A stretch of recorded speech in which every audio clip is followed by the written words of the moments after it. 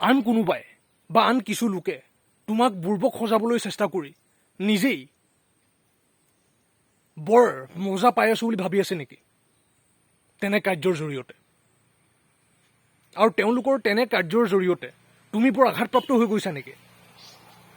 যদি তেনে হৈছে, ধৈৰ্য ধৰা আৰু বুজিবলৈ চেষ্টা কৰা যে তেনে লোকে তোমাক বুৰ্বক সজাবলৈ চেষ্টা কৰা নাই। আচলতে তেওঁলোকে নিজকহে আৰু বুৰ্বক কৰি তুলিছে।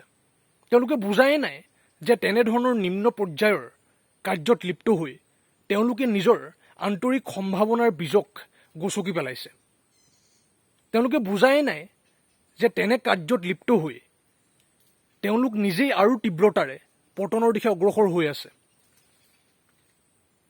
আন্তৰিকভাৱে হাঁহিবা তেওঁলোকৰ তেনে কাৰ্য দেখি আৰু এক কৰুণাৰে বুজিবলৈ চেষ্টা কৰিবা যে তেনে লোকে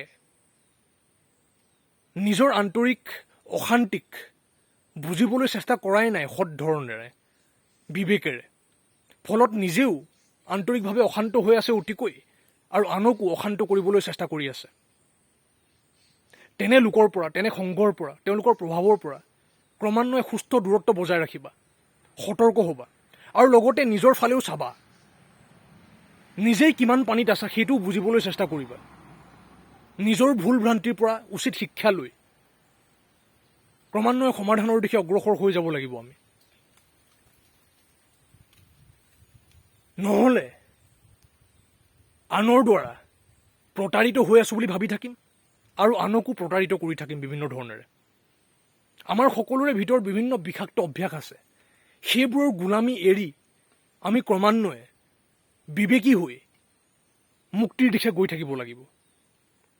কিছু সংগৰ পৰা আঁতৰি, কিছু অভ্যাসৰ পৰা আঁতৰি, কিছু নতুন সংগ আৰু নতুন অভ্যাসৰ দিশে বিবেচনাৰ জৰিয়তে গতি কৰিব লাগিব, যাতে সেইবোৰৰ জৰিয়তে আমি উচিত সমাধানৰ দিশে গতি কৰিব পাৰোঁ। বুজিব লাগিব আমি।